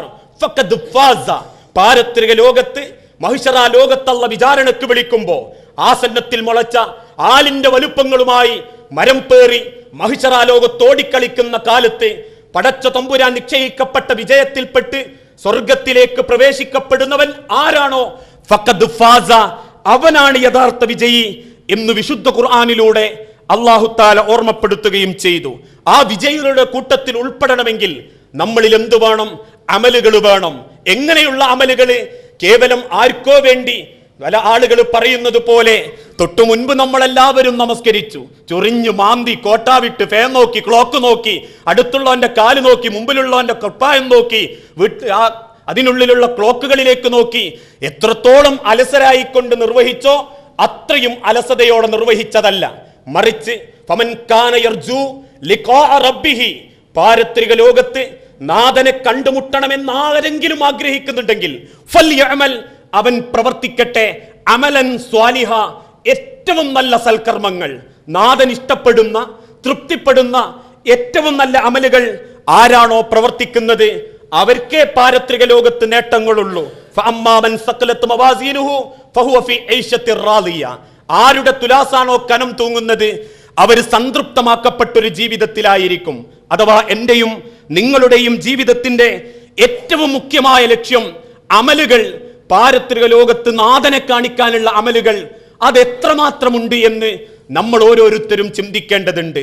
അതുകൊണ്ടാ വിശുദ്ധ ഖുർആനിലൂടെ അല്ലാഹു തആല ആവർത്തിച്ച് പഠിപ്പിച്ചതും ചിലർ അള്ളാന്റെ അടുത്ത് വരും, എന്തൊക്കെയോ ചെയ്തിട്ടുണ്ട് എന്നുള്ള പോരിശയൊക്കെയായി അള്ളാന്റെ അരികിലേക്ക് അവർ പുറപ്പെട്ടു വരും. നമസ്കരിച്ച കണക്കവരെ മനസ്സിലുണ്ട്, കൊടുത്ത അല്ലെങ്കിൽ ചെലവഴിച്ച ദാനധർമ്മങ്ങളെ പറ്റി അവരെ മനസ്സിലുണ്ട്, അനുഷ്ഠിച്ച നോമ്പിനെ പറ്റി അവരെ ഹൃദയത്തിലുണ്ട്. ആ സന്തോഷത്തോടെ നാഥന്റെ അരികിലേക്ക് അവരതാ പുറപ്പെട്ടു വരുന്നു. ആ പുറപ്പെട്ടു വരുന്ന ആളുകളെ പറ്റി വിശുദ്ധ ഖുർആൻ ഓർമ്മപ്പെടുത്തി, ആമിലത്തുൻ നാസിബ, ഒരുപാട് അവർ കഷ്ടപ്പെട്ടിട്ടുണ്ട്. പക്ഷേ തസ്ലാ നാറുൻ ഹാമിയ, അവർക്കല്ല നരകമാണ് ബാക്കി വെച്ചിട്ടുള്ളത്. ചെയ്ത അമലുകളിൽ ഒന്നുപോലും മനസ്സാന്നിധ്യമില്ലായിരുന്നു, ചൊല്ലിയ ദിക്റുകളിൽ ഒന്നുപോലും ഹൃദയ സാന്നിധ്യമില്ലായിരുന്നു. അഥവാ കേവലം ഉരുവിടുന്ന പദങ്ങളെപ്പോലെ നാവുകളെ കൊണ്ട് എന്തൊക്കെയോ ചൊല്ലുക എന്നുള്ളതല്ലാതെ എന്റെ സെക്കൻഡുകൾ അള്ളാഹുവിന്റെ ലോകത്തേക്ക് എന്റെ രക്ഷയ്ക്ക് വേണ്ടി ഞാൻ ഉപയോഗപ്പെടുത്തേണ്ടതാണ് എന്ന തിരിച്ചറിവില്ലായ്മയോടെ ഒരു ബാധ്യത നിർവഹിക്കുന്ന രൂപത്തിൽ ചെയ്തുകൂട്ടിയ അമലുകളായിരുന്നു അവരുടെ ജീവിതത്തിൽ കൂടുതലുമുള്ളത് എന്ന് അല്ലാഹു തആല അവരെ ഓർമ്മപ്പെടുത്തുകയും ചെയ്യൂ. അത്തരത്തിലുള്ള ഒരു വിഡ്ഢിയുടെ കൂട്ടത്തിലാ ഞാനും നിങ്ങളും പെട്ടുപോകുന്നതെങ്കിൽ പിന്നെ ഈ മനുഷ്യ ജീവിതം കൊണ്ട് വെറും വട്ടപൂജ്യം നേടിയ ഇരുകാലി കഴുതകളായിട്ട് എന്നെയും നിങ്ങളെയും അല്ല കണക്കാക്കുന്നുള്ളൂ. അതുകൊണ്ടാ മരണത്തിന്റെ മുൻപ് ഓർക്കുക മുസ്ലിമീങ്ങളെ, എന്തുണ്ടെനിക്ക് കൂടെ കൊണ്ടുപോകാൻ? സമ്പാദിച്ചതൊന്നും ഒരു കാലണ പോലും ആരും കൊണ്ടുപോയ ചരിത്രം നമ്മൾ കണ്ടിട്ടില്ല. ചിലര് തമാശക്ക് വേണ്ടി പറയാറുണ്ട്, ജനിച്ചു വീഴുന്ന കുട്ടികളുടെ ചെറിയ കൈ ഇങ്ങനെ മടങ്ങിയിട്ടാ ഉണ്ടാകുക. അങ്ങനെ മടങ്ങിയ കുട്ടികളെ കൈ ചില വാപ്പാരിങ്ങനെ നോർത്തി നോക്കും തമാശക്ക്. എന്നിട്ട് ചോദിക്കാറുണ്ട്, മാന്റെ ഗർഭപാത്രത്തിൽ നിന്ന് വരുമ്പോ ഈ എന്തോ കൊണ്ടുവന്നിട്ടുണ്ടോ എന്ന് ചോദിച്ചിട്ടൊരു തമാശക്ക് വേണ്ടി കൈ നൂർത്തി നോക്കാറുണ്ട്. അഥവാ ചുരുട്ടിപ്പിടിച്ചു വരുമ്പോ നൂർത്തി നോക്കി നമ്മൾ സ്ഥാപിക്കും, ഒന്നും അവൻ കൊണ്ടുവന്നിട്ടില്ല. അള്ളാന്റെ ഈ ദുനിയാവിൽ നിന്ന് ഒരു തരി മണ്ണ് പോലും അവന് കൊണ്ടുവരാൻ സാധിച്ചിട്ടില്ല. എങ്കിൽ ആ ചുരുട്ടിപ്പിടിച്ച കൈ നീ ഒന്നും കൊണ്ടുപോകുന്നില്ല എന്ന് നിന്നെയും നിന്നെ കാണുന്നവരെയും ബോധ്യപ്പെടുത്തി മരിച്ചു കിടക്കുന്ന മയ്യത്തിനെ 2 കൈകളും നെഞ്ചത്തേക്ക് ചേർത്ത് വെച്ച് കെട്ടി, അഥവാ 3 കഫൻ പടവയിൽ പൊതിയുമ്പോ സ്ഥാപിക്കപ്പെട്ടു നമ്മൾ തുറന്നു വെക്കപ്പെട്ട പരത്തപ്പെട്ട കയ്യിൽ സമ്പാദിച്ചതിൽ നിന്ന് ഒരു ചില്ലിക്കാലട അല്ലെങ്കിൽ ഏതെങ്കിലും ഒരു പവന്, ഒരു അംശം സ്വർണം, അതല്ലെങ്കിൽ പലരെയും വെറുപ്പിച്ച് നേടിയ അതിരിന്റെ ഭാഗത്ത് നിന്ന് തോണ്ടിയെടുക്കപ്പെട്ട ഒരു പൂപ്പലിന്റെ കഷ്ണം പോലും കൊണ്ടുപോകാൻ സാധിക്കുന്നില്ല മനുഷ്യരെ. അത് അല്ലാഹു തആല കൃത്യമായി നിങ്ങളെ ഓരോരുത്തരെയും ബോധ്യപ്പെടുത്തി തരും. അതാണല്ലോ ഇന്ന് ദുനിയാവിൽ മനുഷ്യന്റെ ജീവിതത്തിന്റെ ലഹരിയും. ഒരേ രക്തബന്ധങ്ങൾ മുതൽ ഒരേ വാപ്പാന്റെ തണലിൽ ജീവിക്കുന്ന മക്കൾ വരെ പണത്തിന്റെ പേരിൽ, ദുനിയാവിന്റെ പേരിൽ മത്സരിച്ചു കൊണ്ടിരിക്കുന്ന കാലഘട്ടം. അള്ളാഹുവിന്റെ ദുനിയാവിനെ വേലി കെട്ടിത്തിരിച്ച് അത് സ്വന്തം പേരിലാക്കി സ്വന്തം രക്തങ്ങൾക്ക് പോലും വാങ്ങിയതിന്റെ വലതുഭാഗത്ത് 4ഉം 5ഉം 0 ചേർത്ത് കോടികൾ കൊയ്യുമ്പോ ആ കോടികളെ കൊണ്ട് 1ഓ 2ഓ ഉംറ ചെയ്താൽ പാപങ്ങൾ തീർന്നു എന്ന് കരുതുന്ന വിഡ്ഢികളായ ജനതയെ ഓരോ കാലണക്ക് മുൻപിലും നാഥന്റെ ചോദ്യമുണ്ട് എന്ന തിരിച്ചറിവ് ഹൃദയത്തോട് ചേർത്ത് വെച്ച് ജീവിക്കാൻ സാധിക്കുന്നവനാണ് ഒരു യഥാർത്ഥ വിശ്വാസി. ആ ഒരു ചരിത്രമാണ് റസൂലുള്ളാഹി സ്വല്ലല്ലാഹു അലൈഹി വസല്ലമയുടെ ചരിത്രത്തിലൂടെ അദ്ദേഹം ഓർമ്മപ്പെടുത്തി തന്നതും. ഒരു കഥയുടെ രൂപത്തിൽ ആ ഹദീസ് വ്യാഖ്യാനിക്കാറുണ്ട്. അഥവാ സകല സൗകര്യങ്ങൾക്ക് നടുവിലേക്കും ജനിച്ചു വീഴുന്ന ഒരു ഭരണാധികാരി രാജകുമാരൻ, അയാളുടെ ഓരോ സെക്കൻഡും ആനന്ദിച്ചയാൾ ജീവിച്ചു തീർത്തു. അവസാനം ഹൃദയത്തിന്റെ അഥവാ ശരീരത്തിന്റെ ഓരോ ഭാഗങ്ങളും ചലനം മുടക്കുന്നുണ്ട് എന്നറിഞ്ഞപ്പോ അയാൾക്ക് ബോധ്യമായി, എന്റെ സമയം അവസാനിക്കാറായിട്ടുണ്ട്, മരണം എന്നെ തേടിയെത്താറായിട്ടുണ്ട്. അങ്ങനെ മരണക്കിടക്കയിൽ കിടക്കുമ്പോ അയാൾ ആലോചിച്ചു, കഴിഞ്ഞ കാലങ്ങൾ അത്രയും ഞാൻ എന്തൊക്കെ സമ്പാദിച്ചു, എനിക്ക് കൂടെ കൊണ്ടുപോകാൻ ഞാൻ ഏറെ ഇഷ്ടപ്പെട്ടത് എന്തൊക്കെയുണ്ട്. അയാളുടെ മനസ്സിലേക്ക് കടന്നു വരുന്നത് 3 ഭാര്യമാരെ കുറിച്ച. അതിലൊന്നാമത്തെ ഭാര്യ, രണ്ടാമത്തെ ഭാര്യ, മൂന്നാമത്തെ ഭാര്യ. ആദ്യത്തെ ഭാര്യയെ അയാൾ അടുത്തേക്ക് വിളിച്ചിട്ട് ചോദിച്ചു, പെണ്ണെ, ഞാനിതാ എൻ്റെ അവസാന സമയമായിട്ടുണ്ട്, എൻ്റെ കൂടെ നീ പോരുമോ? എൻ്റെ കൂടെ എൻ്റെ കബറിലേക്കും കബറോടമുള്ള ജീവിതത്തിലേക്കും എൻ്റെ കൂടെ നീ പോരുമോ എന്ന് ചോദിച്ചപ്പോ ആ പെണ്ണ് പരിഹാസത്തോടെ പറഞ്ഞു, വിഡ്ഢിയായ മനുഷ്യ, നിങ്ങൾ നോക്കി എന്നുള്ളതൊക്കെ നേരെന്നെയാ, ആദ്യം നിങ്ങൾ കൂടെ കൊണ്ട് നടന്നതും ഇന്നെ തന്നെയാ, പക്ഷേ എനിക്ക് വേണ്ടി കഷ്ടപ്പെട്ടു എന്ന കാരണത്തിന്റെ പേരിൽ നിങ്ങളുടെ കൂടെ ഈ കബറിന്റെ വക്ക് വരെ വരും എന്നല്ലാതെ അവിടുന്ന് അങ്ങോട്ട് നിങ്ങൾ പ്രതീക്ഷിക്കരുത്. എനിക്ക് നിങ്ങളെ നഷ്ടമാകുന്നുള്ളൂ, എന്നെ പലരും കാത്തിരിക്കുന്നുണ്ട്. ഇത് കേട്ടപ്പോ സങ്കടത്തോടെ അയാൾ ചിന്തിച്ചു, എൻ്റെ റബ്ബേ, ഇവക്ക് വേണ്ടിയായിനോ ഞാൻ ഇത്രയും കഷ്ടപ്പെട്ട്? രണ്ടാമത്തെ പെണ്ണിനെ അടുത്തേക്ക് വിളിക്കും. എന്നിട്ട് പറയും, പെണ്ണെ, എവിടെയാണോ നീ, അവിടെ വന്ന് നിന്നെ ഞാൻ കൊണ്ടുവന്നിട്ടുണ്ട്, ആരെയും കാണിക്കാതെ നിന്നെ ഞാൻ കൊണ്ടു നടന്നിട്ടുണ്ട്. ഇന്നിതാ ആരെങ്കിലും എന്നെ സഹായിക്കാനില്ലാത്ത ഈ സമയത്ത് എൻ്റെ കൂടെ നീ പോരുമോ എന്ന് ചോദിക്കുന്ന സമയത്താണ് പരിഹാസത്തോടെ രണ്ടാമത്തെ പെണ്ണും പറയും, വിഡ്ഢിയായ മനുഷ്യ ഭർത്താവേ, നിങ്ങൾ ഇന്നെ ഒറ്റക്കല്ലേ കൊണ്ടുനടന്നത്, നിങ്ങളൊന്ന് മരിച്ചു കിട്ടിയിട്ട് വേണം എനിക്ക് പലരപ്പരവും പോവാൻ. ഇന്നെ ഒരുപാട് ആൾക്കാർ കാത്തിരിക്കുന്നുണ്ട്. ആ ഒരു കുടുസായ നിങ്ങളെ വിട്ട് പലരെയും ഞാൻ ആഗ്രഹിക്കുന്നുണ്ട്. വേണമെങ്കിൽ നിങ്ങളുടെ ഖബറിന്റെ അരികിൽ വരെ ഞാൻ വരും. അയാൾ അപ്പോഴും ചിന്തിക്കും, എൻ്റെ റബ്ബേ, ഇവക്ക് വേണ്ടിയാണോ ഞാൻ ഇത്രയും കഷ്ടപ്പെട്ടത്? മൂന്നാമത്തെ പെണ്ണിനെ അടുത്തേക്ക് വിളിക്കും. എന്നിട്ട് പറയും, പെണ്ണെ, മറ്റു 2 ഭാര്യമാരെയും നോക്കാൻ നേരം കിട്ടിക്കഴിഞ്ഞാലേ ഞാൻ നിന്നെ നോക്കാറുള്ളൂ. നിന്നോട് ചോദിക്കാൻ എനിക്ക് മടിയുണ്ട്, എന്നാലും ചോദിക്കട്ടെ, എൻ്റെ കൂടെ നീ വരുമോ എന്ന് ചോദിക്കുമ്പോൾ ആ പെണ്ണ് ഭർത്താവിൻ്റെ അരികിലേക്ക് വന്ന് അയാളെ തലയെടുത്ത് മടിയിലേക്ക് കിടത്തിയിട്ട് പറയും, പ്രിയപ്പെട്ട ഹബീബേ, നിങ്ങളുടെ കൂടെ ഞാനുണ്ട്. പക്ഷേ പൊട്ടിക്കരയുന്നു ആ പെണ്ണ്. അത്ഭുതത്തോടെ അയാൾ ചോദിച്ചു, പെണ്ണെ, എന്തിനാ നീ കരയുന്നത്? ഭർത്താവിന്റെ മുഖത്തേക്ക് നോക്കിയ ആ പെണ്ണിന്റെ മറുപടി, എന്നെ നിങ്ങൾ നോക്കിയത് വളരെ കുറച്ച് സമയ, മറ്റു 2 ഭാര്യമാരെ നോക്കിക്കഴിഞ്ഞിട്ടേ നിങ്ങൾ ഇന്നെ നോക്കാറുള്ളായിരുന്നു. നിങ്ങൾ നോക്കിയ സമയം അനുസരിച്ചേ നിങ്ങളെ നോക്കാനും എനിക്ക് പറ്റൂ. അത് ഞാൻ മനസ്സിലാക്കുന്നു. വളരെ കുറച്ചാന്ന് എനിക്കറിയാം. എത്ര വരെ നിങ്ങളെ നോക്കാൻ പറ്റും എന്നെനിക്കറിയാല, പക്ഷെ അത് കുറച്ച് മാത്രമേ ഉണ്ടാവൂ. ആ സമയത്താണ് അയാൾ ചിന്തിക്കുന്നത്, എൻ്റെ നാഥ, ഇവക്ക് വേണ്ടിയായിരുന്നല്ലോ ഞാൻ സമയം കൊടുക്കേണ്ടിയിരുന്നത്. ഇതൊരു ഹദീസാ, ലോകത്തിന്റെ റസൂലുള്ള പഠിപ്പിച്ചൊരു ഹദീസ്. യത്ബഉൽ മയ്യിതു സലാസുൻ, ഒരാൾ മരിക്കുന്നതോടുകൂടി 3 കാര്യങ്ങൾ അയാളെ പിന്തുടർന്നു കൊണ്ടിരിക്കും. ഫയർജിഉ ഇസ്നാനി, അതിൽ 2 ഖബറിന്റെ അരികിൽ നിന്ന് തിരിച്ചു പോരും. ഫയബ്ഖാ വാഹിദുൻ, 1 ബാക്കിയാവുകയും ചെയ്യും. ഫയർജിഉ, മടങ്ങിപ്പോരുന്നതിൽ 1 അഹ്ലുഹു, അവന്റെ കുടുംബമായിരിക്കും. എന്റെയും നിങ്ങളുടെയും ആദ്യത്തെ ഭാര്യ. അതിന്റെ പേരിലാണല്ലോ ഈ ദുനിയാവിൽ പലതും നമ്മൾ മറക്കാനും പലതും നമ്മൾ ചെയ്യാനുമുള്ള കാരണം. ചില വ്യക്തികൾ പറയുന്നത് പോലെ, ഞാൻ എൻ്റെ കുടുംബത്തിന് വേണ്ടിയാ ജീവിക്കുന്നത്, ഞാൻ ഈ കഷ്ടപ്പെടുന്ന ഒക്കെ എൻ്റെ മക്കൾക്ക് വേണ്ടിയിട്ടാ. കുടുംബം സങ്കടപ്പെടാൻ പാടില്ല, മക്കൾ നന്നാവണം, അവർ പട്ടിണി കിടക്കാൻ പാടില്ല, അവരങ്ങനെ ആവണം, കുടുംബം അങ്ങനെ ആവണം, അവർക്ക് വേണ്ടി എന്ന് പറയുന്ന മനുഷ്യരെ, ആ കുടുംബം എന്ന 1ാമത്തെ ഭാര്യ, ആദ്യം നമ്മളെ ജീവിതത്തിലേക്ക് വന്ന ഭാര്യ, ആ ഭാര്യയിൽപ്പെട്ട, ആ കുടുംബത്തിൽപ്പെട്ട ഏതെങ്കിലും ഒരാള് 6 അടി മണ്ണിലേക്ക് കൂടെ പോരാറുണ്ടോ? പോരണമെന്ന് പറഞ്ഞാൽ പോലും പോരാൻ ഒരാൾക്ക് സാധിക്കാറുണ്ടോ? ഖബറിന്റെ അടുത്തേക്ക് കൊണ്ടുവച്ച വാപ്പാന്റെ മയ്യത്ത് ഒന്ന് എളുപ്പത്തിൽ 6 അടി മണ്ണിലേക്ക് വെച്ച് സ്ലേവിട്ട് തന്റെ കയ്യാൽ എല്ലാവരും ഇടുന്നത് കണ്ട 3 പിടി മണ്ണിട്ട് അല്ലാഹുമ്മ സബ്ബിത്തുഹു ഇൻദ സുആൽ എന്ന് നെഞ്ചറിഞ്ഞ് വാപ്പാക്കൊന്ന് പ്രാർത്ഥിക്കാൻ പോലും കെൽപ്പില്ലാത്ത, തിരക്ക് പിടിച്ച, പക്വതയില്ലാത്ത ഒരു കാലഘട്ടത്തിൽ ഏത് വാപ്പാക്ക് പറയാൻ സാധിക്കും, ഞാൻ മരിച്ചു പോകുമ്പോഴും എൻ്റെ മക്കളെ പ്രാർത്ഥനയുടെ കൂടെ ഉണ്ട് എന്ന്? അതല്ലെങ്കിൽ 6 അടി മണ്ണിന്റെ ഖബറിന്റെ മുകളിൽ വെച്ച്, ആ ഖബറിൽ വെച്ച് അല്ലാഹ് എന്നെ ചോദ്യം ചെയ്യുമ്പോ ഖബറിന്റെ മുകൾ ഭാഗത്ത് നിന്ന് എന്റെ ഹൃദയം തൊട്ട് ചോദിക്കുന്ന മക്കളുണ്ട്, സബ്ബിത്തുഹു ഇൻദ സുആൽ, അല്ലാഹുമ്മ അൽഹിമുൽ ജവാബ്, അല്ലാഹുമ്മ ജാഫിൽ ഖബ്ർ അൻ ജംബൈ, അല്ലാഹുമ്മ ഗ്ഫിർ ലഹു, അല്ലാഹുമ്മ ആമിൻഹു മിൻ കുല്ലിൽ ഫസർ എന്ന് റബ്ബിനോട് വാപ്പാന്റെ പാരത്രിക നേട്ടത്തിന് വേണ്ടി, ഖബറിന്റെ വിശാലതയ്ക്ക് വേണ്ടി, ഇടുക്കപ്പെടുന്ന വാരിയലിന്റെ വേദനയിൽ നിന്ന് രക്ഷപ്പെടാൻ വേണ്ടി നെഞ്ചുരുകി പ്രാർത്ഥിക്കുന്ന എൻ്റെ ഒരു മക്കളുണ്ട് എന്ന് പോലും ഉറപ്പിച്ച് പറയാൻ പറ്റാത്ത നമ്മളുടെ ഗതികേടിനെ പറ്റി ഒരു വേള ചിന്തിക്കണം മുസ്ലിം സമൂഹമേ. 1ാമത്തെ ഭാര്യ, അവര് നമ്മളെ കൈവിടും. 2ാമത്തതോ മാലുഹു, അവന്റെ ധനം, അവന്റെ സമ്പത്തുകള്, അതും ഖബറിന്റെ അരികിൽ വെച്ച് തിരിച്ചു പോരും. ആ സമ്പാദിച്ച സമ്പത്തുകൾക്ക് മരണം വരെ ആയുസുള്ളൂ. നമ്മൾ ചോദിക്കുക, അല്ല, ഇന്ന പള്ളിന്റെ മുൻഭാഗത്തുള്ള 1 ഏക്കർ സ്ഥലം ആരുടേതാ? മരിക്കുന്നത് വരെ ആൾക്കാർ പറയെന്താ, അത് മൊയ്തുവാജിൻ്റെതാ, അത് മൊയ്തുവാജിൻ്റെതാ. ഇന്ന തറവാട്ടുകാരൻ, ശരി, അയാൾ മരിച്ചു എന്ന് സങ്കല്പിക്കുക.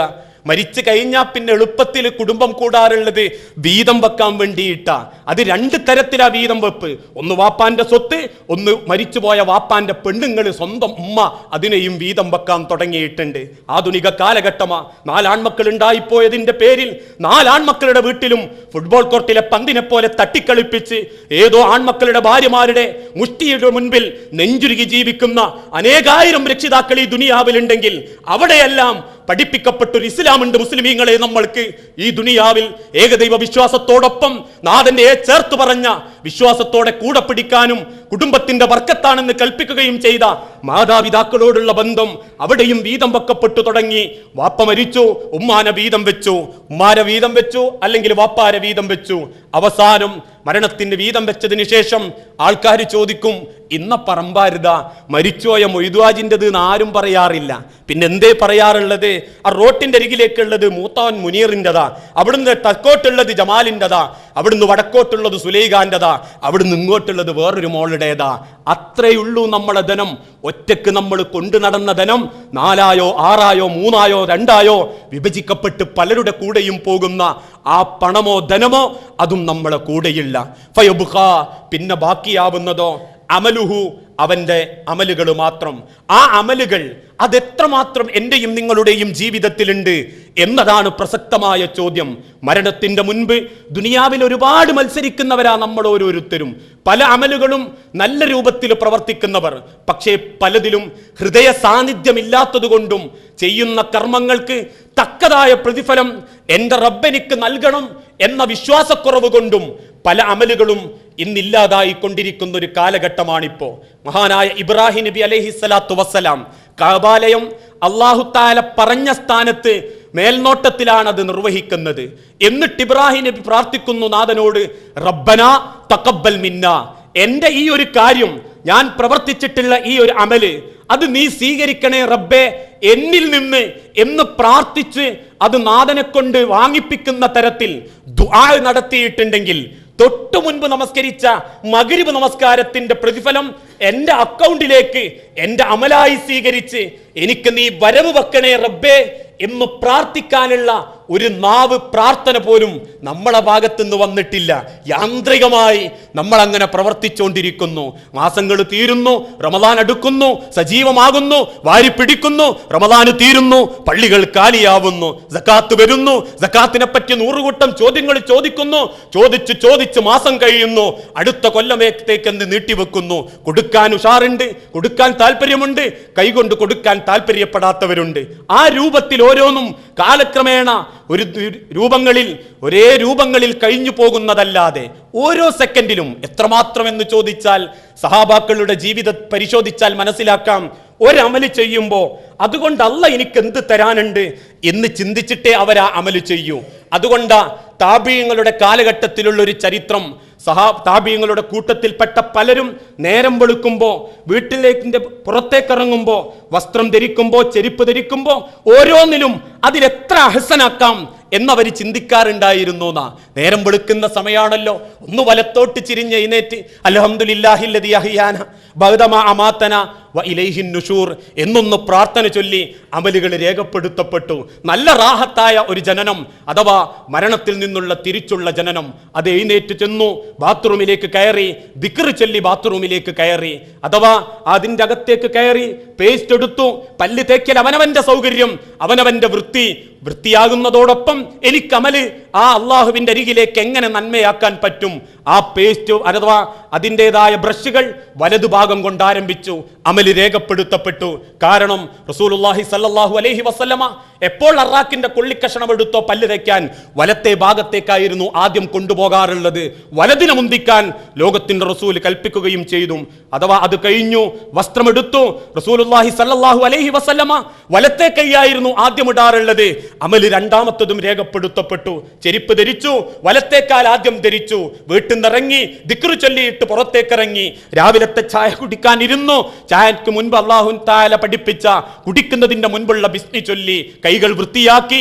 അങ്ങനെ ഓരോന്നും ഈ അമല് കൊണ്ട് എനിക്ക് അല്ലാഹുവിന്റെ കോടതിയിൽ എന്തുണ്ടിന്റെ നന്മയായിട്ട് എന്ന് ചിന്തിച്ച് പ്രവർത്തിച്ചവരായിരുന്നു നബി സല്ലല്ലാഹു അലൈഹി വസല്ലമയുടെ സഹാബാക്കളും താബിഈങ്ങളും താബിഈങ്ങളും എന്ന് ചരിത്രം പരിശോധിച്ചാൽ നമുക്ക് മനസ്സിലാക്കാൻ സാധിക്കും. അതുകൊണ്ടാ ഉമർ ഇബ്നുൽ ഖത്താബ് പഠിപ്പിച്ചതും ഹാസിബു ഖബ്ല അൻ തുഹാസബു, അള്ളാഹുവിന്റെ വിചാരണക്ക് മുൻപ് നമ്മൾ ഓരോരുത്തരും നമ്മളെ ഒന്ന് വിചാരണ ചെയ്തു നോക്കണം.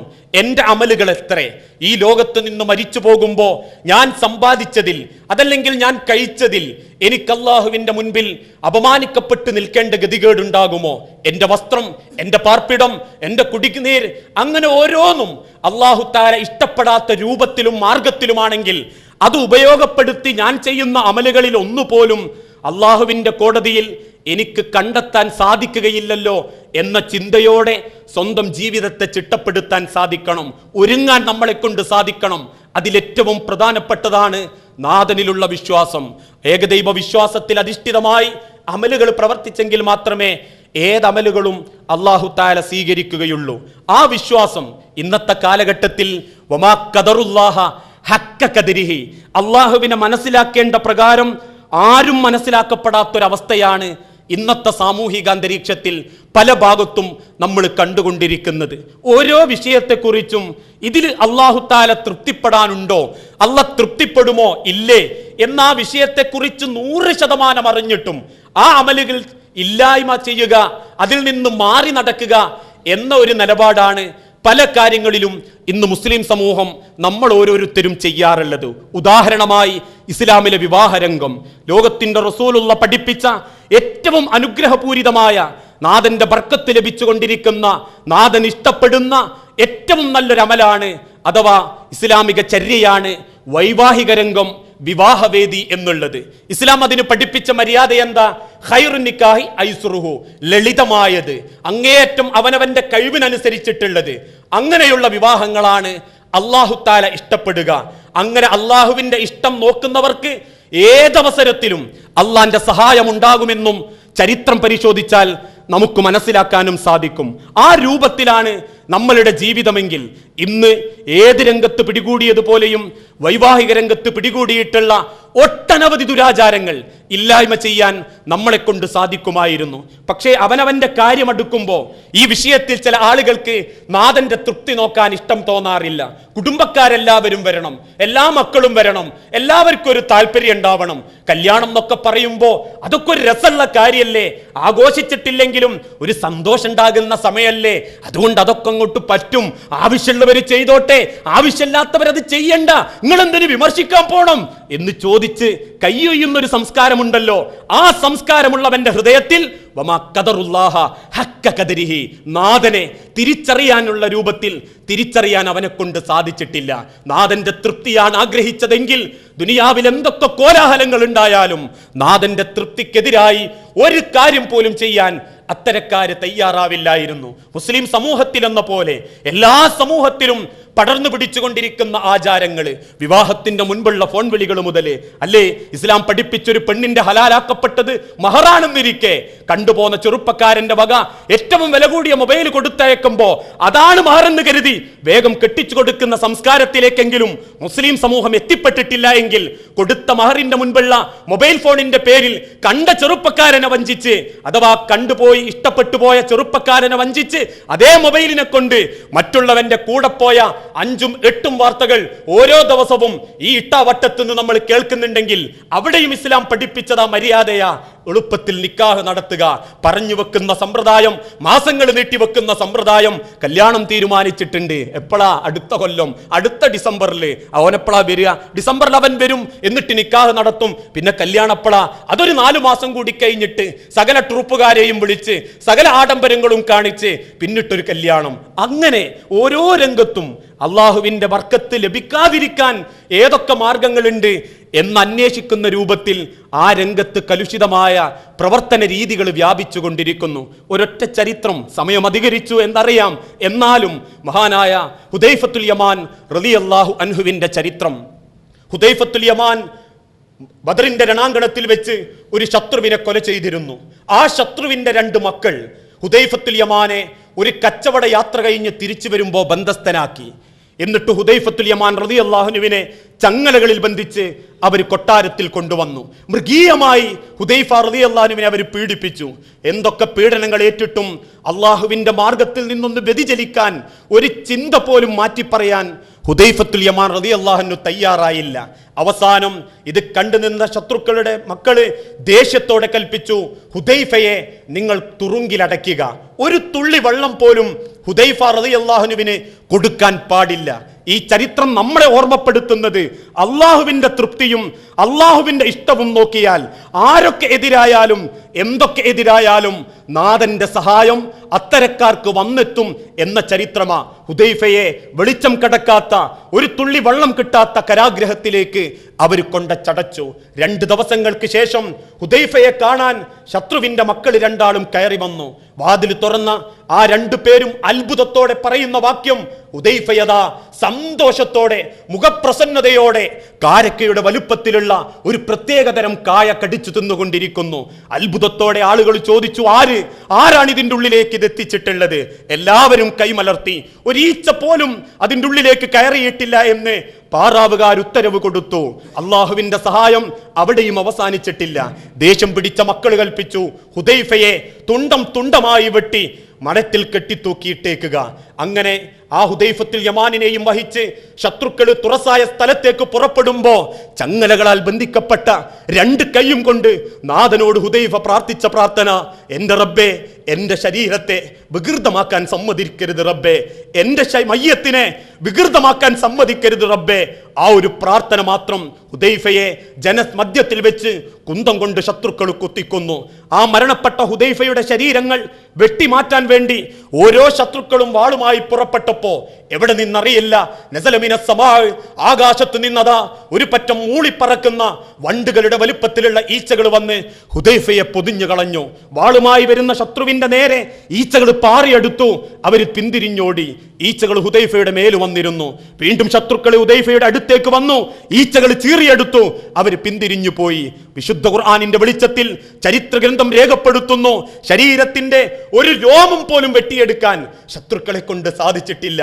അത്രമാത്രം സഹായം നാഥന്റെ അരികിൽ നിന്ന് സഹാബാക്കൾക്ക് വന്നെത്തിയിട്ടുണ്ടെങ്കിൽ നമ്മൾ ഒരുങ്ങുക ആ വിശ്വാസത്തിലേക്ക്. ആ വിശ്വാസമേ ഏത് രംഗത്തും നമുക്ക് സമാധാനം നൽകൂ. ലോകത്തിന്റെ പ്രവാചകന്റെ വചനങ്ങളെ ഹൃദയത്തോട് ചേർത്ത് വെക്കുക. ലോകത്ത് മുസ്ലിമീങ്ങൾ കൂടുതലാണെങ്കിലും മുസ്ലിമീങ്ങളതാ ഇന്ന് മറ്റുള്ളവർക്ക് കളിപ്പാവകളായി മാറിക്കൊണ്ടിരിക്കുന്നു, വേദനിച്ചു കൊണ്ടിരിക്കുന്നു.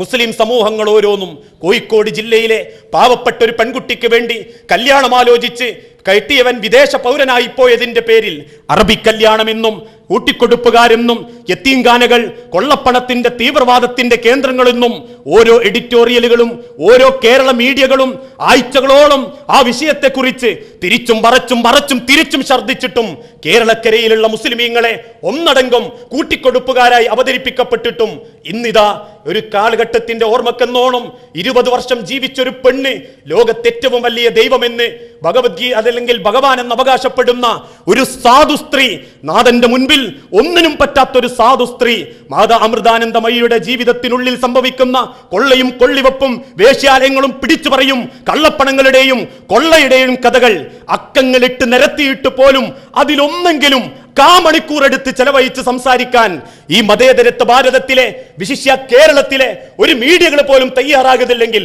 മുസ്ലിം സമൂഹമേ, ഉള്ളുകളിലൂടെ മനുകൾ പോലും അറിയാതെ കൃത്യമായ ഒരു അജണ്ട ഈ കേരളക്കരയിൽ നടപ്പിലാക്കപ്പെട്ടുകൊണ്ടിരിക്കുന്നു എന്ന തിരിച്ചറിവ് ലോകത്തിന്റെ പ്രവാചകനെയും പ്രവാചകന്റെ വചനങ്ങളെയും തിരസ്കരിക്കപ്പെടുന്നതിലേക്ക് മനുഷ്യ സമുദായത്തെ കൊണ്ടെത്തിക്കാൻ ഇസ്ലാം തീവ്രവാദത്തിന്റെയും വർഗീയതയുടെയും രാജ്യത്തിനെതിരെന്നും പിറന്ന നാടിനെ ഒറ്റിക്കൊടുക്കുന്നവരെന്നും സ്ഥാപിക്കാൻ വേണ്ടി ഫാസിസ്റ്റ് ചിന്താഗതിക്കാര് മത്സരിച്ചു കൊണ്ടിരിക്കുമ്പോ സ്വന്തം ജീവിതം കൊണ്ട് ഈ സമൂഹത്തിന് കാണിച്ചു കൊടുക്കാൻ പറ്റണം ആരാണ് മുസ്ലിം എന്ന്, ഏതായിരിക്കണം മുസ്ലിം എന്ന്. ആ തിരിച്ചറിവിലേക്ക് ജീവിതം കൊണ്ട് ഉത്തരം കൊടുക്കാൻ നമ്മളെ കൊണ്ട് സാധിക്കേണ്ടതുണ്ട്. അതാണ് ലോകത്തിന്റെ റസൂൽ വിശുദ്ധ ഖുർആനിലൂടെ അല്ലാഹു തആല പഠിപ്പിച്ചതും. വമാ ആതാക്കുമുർ റസൂൽ ഫഹുദു, എന്താണോ ലോകത്തിന്റെ റസൂലുള്ള എത്തിച്ചു തന്നത് അത് ജീവിതത്തിൽ സ്വീകരിച്ചേക്കുക. ഇന്നത്തെ സമൂഹത്തിനിടയിൽ വർദ്ധിച്ചു കൊണ്ടിരിക്കുന്ന അക്രമങ്ങൾ, സമയത്തിന്റെ പരിമിതിയുണ്ട്, നീട്ടിവലിച്ച് വിശദീകരിക്കുന്നില്ല.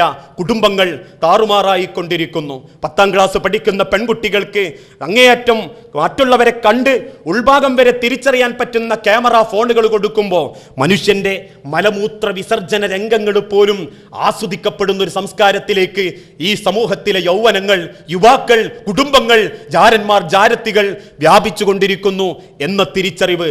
അവിടെയെല്ലാം കൃത്യമായ ഒരു ധാരണ, എന്റെ പെണ്ണ്, ഞാൻ മഹർ കൊടുത്ത് കല്യാണം കഴിച്ച എന്റെ ഭാര്യ, അവളോട് എനിക്ക് കടപ്പാടുണ്ട്.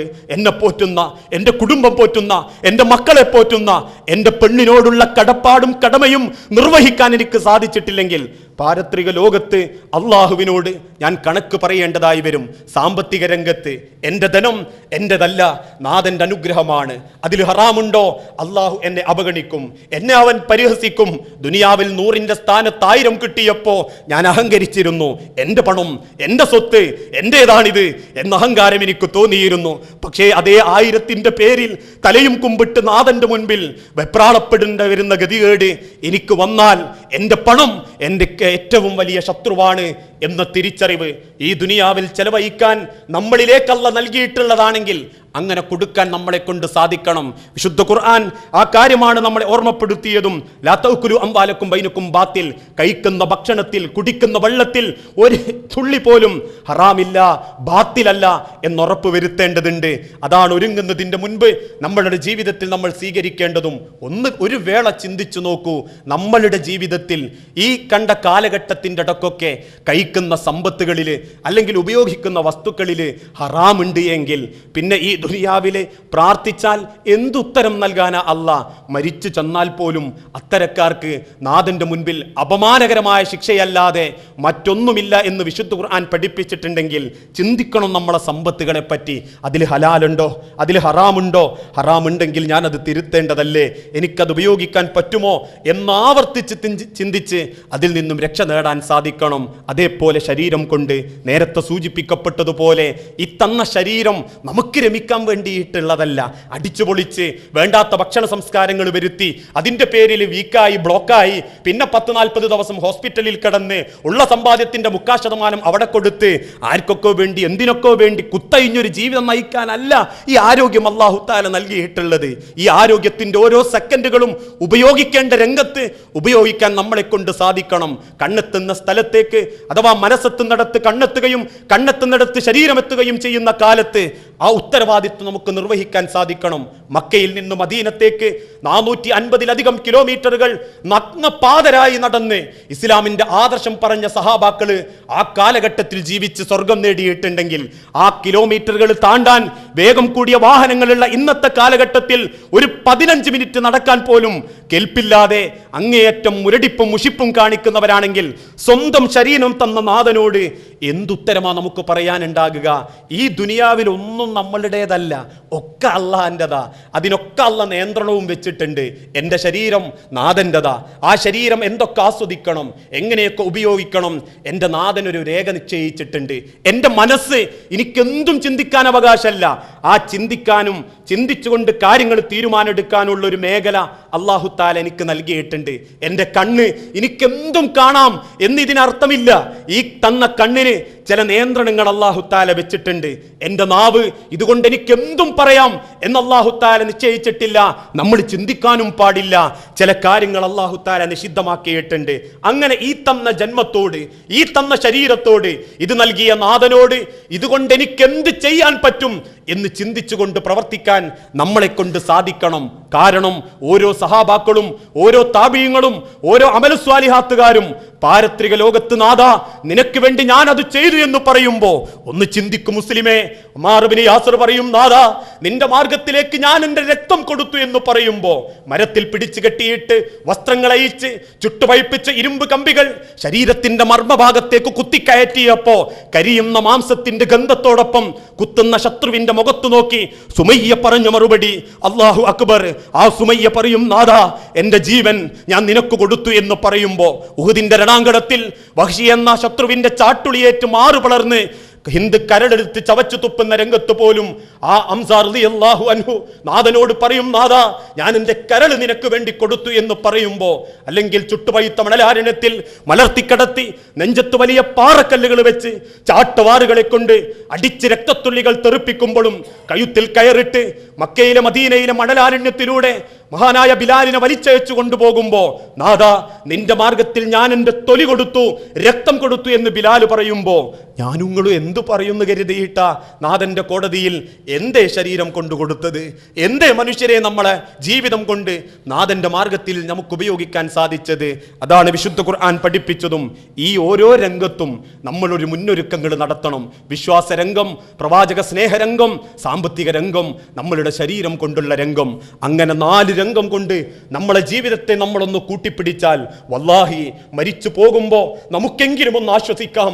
നാദാ ആരൊക്കെ എന്തൊക്കെ വിലയിരുത്തുകൾ നടത്തിയാലും മരിച്ചതിന് ശേഷം പലരും വിലയിരുത്തുന്നത് പോലെ നല്ല മനുഷ്യനായിരുന്നു, കൊടുക്കുന്നവനായിരുന്നു. ചിലർ പറയും ആളൊക്കെ ഡീസന്റ് തന്നെ, പക്ഷെ വിട്ടുകിട്ടാൻ മടിയായിരുന്നു, കൊടുക്കുന്ന വിഷയത്തിൽ അല്പം പിഷ്കനായിരുന്നു എന്നൊക്കെ മരിച്ചതിന് ശേഷം 10-100 ആൾക്കാർ നാട്ടെന്ന് പറഞ്ഞാലും സ്വയം മനസ്സിലൊരാഹ്ലാദം, നാദാ ഞാൻ മരിച്ചാലും എനിക്ക് അള്ളാന്റെ സ്വർഗമുണ്ട്, അല്ലെങ്കിൽ അള്ള എന്നെ അപമാനിക്കൂല എന്നൊരു സന്തോഷമുണ്ടെങ്കിൽ ആരെ പേടിക്കണം മുസ്ലിമേ ഈ ദുനിയാവിൽ? എന്തിന് അസ്വസ്ഥനാകണം മുസ്ലിമേ ഈ ദുനിയാവിൽ? എന്തിന് ഈ ദുനിയാവിന്റെ ജീവിതത്തെ നമ്മൾ ഭയപ്പെടണം? ആ ചിന്ത നമുക്ക് വന്നിട്ടില്ലെങ്കിൽ ഒരുങ്ങിയിട്ടില്ല നമ്മളാരും. ആർക്കോ വേണ്ടി അങ്ങനെ മലവെള്ളപ്പാച്ചിലെ ചണ്ടികളെ പോലെ ദിവസങ്ങൾ ഓരോന്നും കഴിഞ്ഞു പോകുന്നു എന്നല്ലാതെ ഒരുക്കം നടത്താൻ നമ്മളെ കൊണ്ട് സാധിച്ചിട്ടില്ല. ഒരുങ്ങുക, നാളേക്ക് വേണ്ടി നമ്മൾ ഓരോരുത്തരും അള്ള ഒരുമിച്ച് കൂട്ടും. തുടക്കത്തിൽ ഞാൻ പറഞ്ഞിരുന്നു, നമ്മൾ ആരൊക്കെ നാളെ കാണുമെന്ന് പറയാൻ സാധിക്കൂല.